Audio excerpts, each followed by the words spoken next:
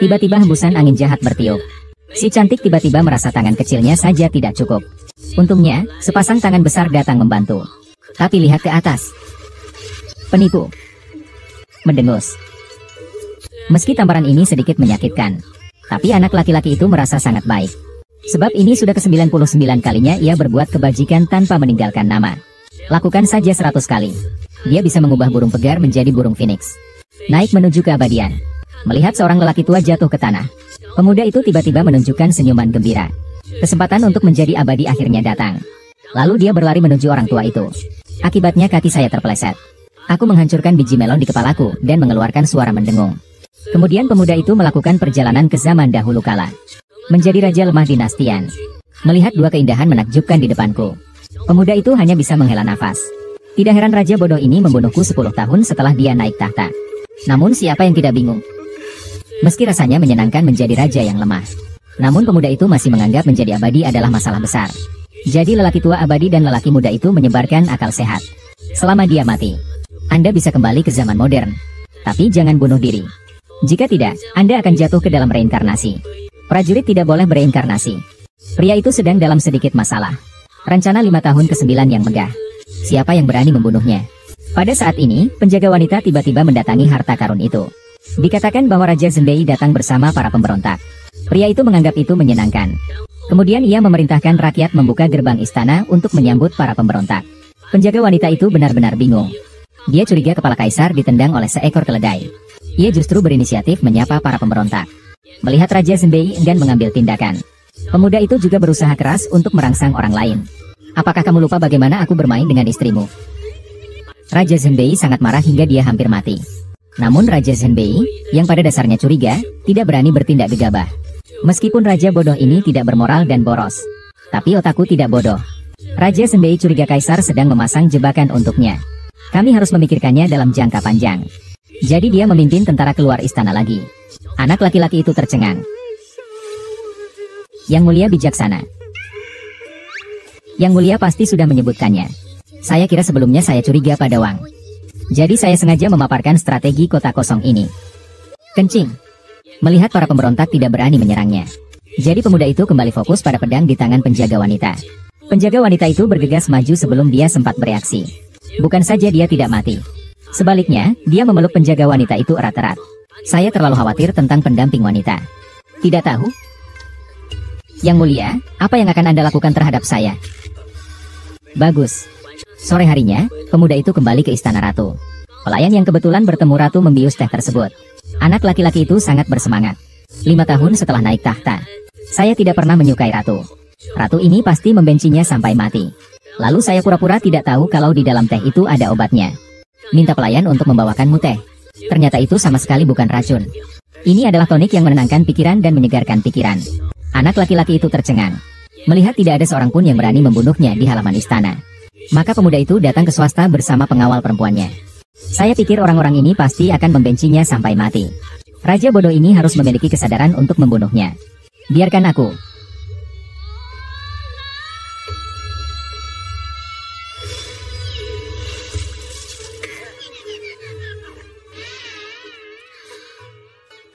Hai.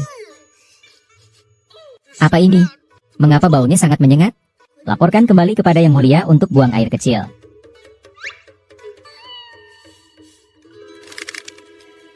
Aku bilang, tidak bisakah kamu makan makanan keras? Kembali dan marah, lari cepat. Oh, lari cepat. Hei, jangan lari. Jangan lari, hei. Aku belum mati. Kembalilah, bunuh aku, kembalilah. Yang Mulia sungguh luar biasa. Rakyat jelata dibujuk untuk melarikan diri oleh Anda.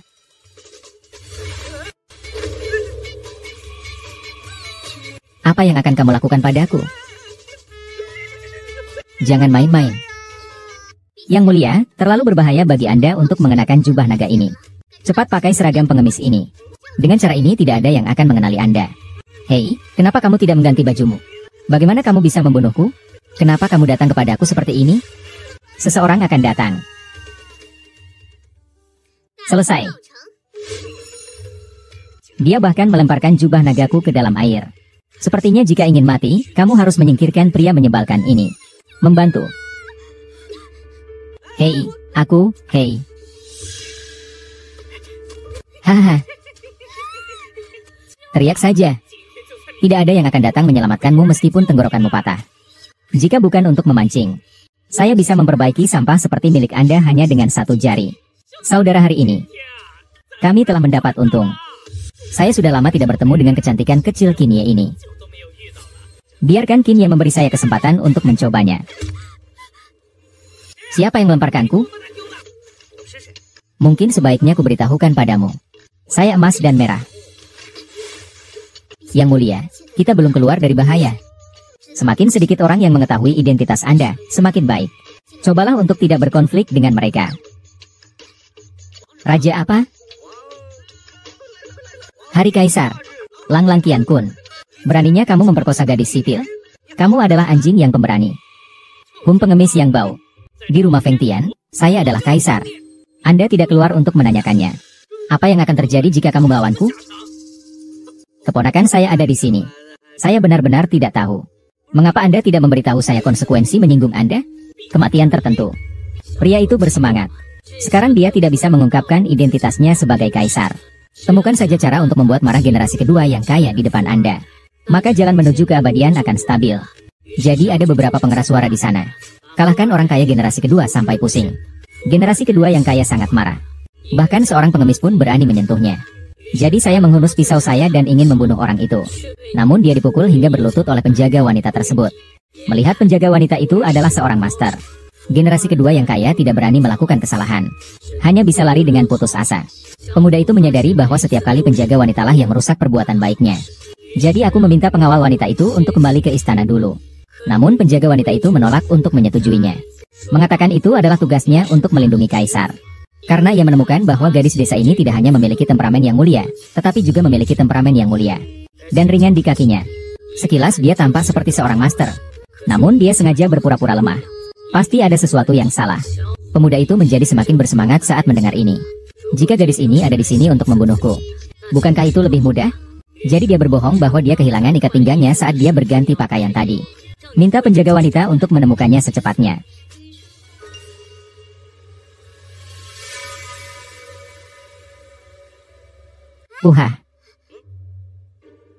Dompet saya hilang. Bisakah Anda membantu saya menemukannya? Ya, tentu saja. Jadi saya tidak hanya ingin membantu Anda menemukannya. Saya juga ingin menjadi orang yang menciptakan kondisi untuk Anda di belakang Anda. Hei, di mana itu? Mengapa saya tidak dapat menemukannya? Hal ini tidak terjadi. Hei. Mengapa? Di mana itu? Niang Suejun membalaskan dendammu. Benar. Itu saja. Dia kembali. Singkirkan mereka dariku. Hei. Bukankah kamu datang ke sini dengan mencubit beberapa? Tidak bisa datang nanti? Tidakkah kamu melihat bahwa aku hampir mati tadi? Saudara yang sopan, apakah Anda menangkap orang yang salah? Anda tidak boleh membuat kesalahan dan Andalah yang akan ditangkap. Berani melawan Kinye. Aku tidak menginginkan hidupku. Hei, kamu tadi yang bajingan. Jadi saya masih punya peran untuk dimainkan. Ini aku. Ini pertarungan. Apakah dia tahu dia salah? Apakah Anda ingin mati untuk meminta maaf? Apakah kamu melihatnya? Ini adalah apa yang Anda dapatkan karena menyinggung saya. Membunuhmu semudah menghancurkan seekor semut sampai mati. Beraninya kamu merusak perbuatan baikku?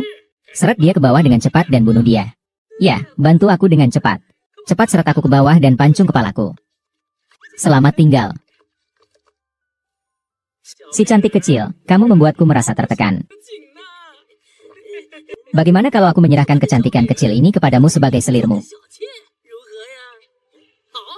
Hahaha. Meskipun aku ingin mati. Tapi kalau aku mati, dia akan mati. Akan dinodai oleh bajingan itu. UPS, selamatkan dia dulu sebelum dia mati. Jalang ah. Tuan Qi. Hal kotor, keluar dari sini. Apakah kamu baik-baik saja?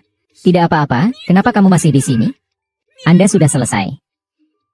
Aku bilang, apa yang terjadi dengan kalian berdua? Bahkan tidak bisa menahan sepotong sampah pun. Daerah itu menjadi tenang. Wah, bawa dia keluar sekarang. Aku akan pelan-pelan. Saya berubah pikiran. Ini terlalu murah untukmu. Kebiri dia untukku. Kemudian mereka memotong tubuh itu menjadi beberapa bagian oleh 5 ekor kuda.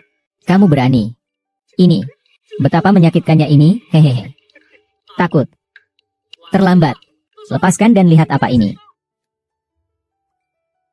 SSST. Bagi saya, setiap minyak ini tampak seperti seseorang dari istana. Pria di istana. Mungkinkah itu ayah mertua? Mustahil. Dia menganggapku sebagai seorang Kasim. Lupakan saja, lakukan saja seperti ini. Itu benar. Keluarga Za melayani kaisar. Bagaimana? Apakah kamu masih ingin membunuh keluarga Zajia? Orang dewasa. Kesalahpahaman. Soalnya, Anda harus mengeluarkan token ini lebih awal.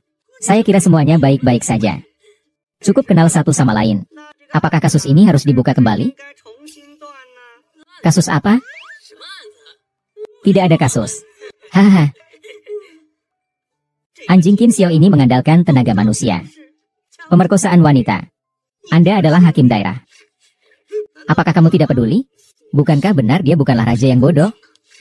Orang dewasa. Kim Yuan sama sekali tidak menindas gadis ini. Itu karena aku berangkat lebih awal. Jika aku datang terlambat, dia berhasil. Ini. Hei. Jika Anda sedikit terlambat, aku pasti sudah membunuhnya sejak lama. Hai Tuan. Aku hanya bercanda dengannya. Aku tidak terlalu memikirkannya. Oh benar. Apakah kamu bercanda? Jangan takut, aku akan mendukungmu. Kamu bilang begitu. Apakah dia bercanda denganmu? Dukung saya. Sungguh konyol bahwa Anda semua berada di perahu yang sama. Kamu bahkan ribuan kali lebih penuh kebencian dari dia. Masih berpura-pura seperti ini. Ini benar-benar jahat. Masih tidak jujur. Apakah Kinya pernah menghinamu? Tidak ada apa-apa. Hahaha. Jangan takut selama aku di sini. Katakan lagi. Dia tidak menggangguku. Aku heran mengapa gadis ini tidak mengatakan yang sebenarnya. Apakah itu ketakutan? Seperti apa rupa Wenjun? Saya tidak tahu kemunculan para pejabat korup di Fengtian ini. Semua karena kamu. Pak, silakan lihat. Saya benar-benar tidak ingin mengganggunya. Saya melihat apa yang terjadi hari ini. Mari kita selesaikan saja. Dengan baik. Haha. Ayah mertua, saya mengatakan yang sebenarnya. Paman saya juga anggota istana kekaisaran. Kalian semua harus saling mengenal. Orang-orang di istana kekaisaran.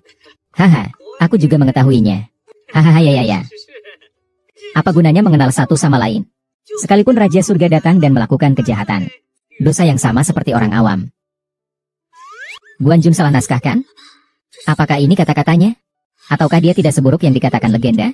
Paman saya adalah Perdana Menteri dinasti tersebut. Apa yang bisa kamu lakukan padaku? Hahaha Perdana Menteri. Pantas saja dia begitu sombong dan mendominasi. Anda tidak bisa mengatakan itu sebagai orang dewasa. Seperti kata pepatah. Banyak teman, banyak jalur. Mari kita selesaikan masalah ini hari ini. Oke. Namun jika Anda melakukannya lagi,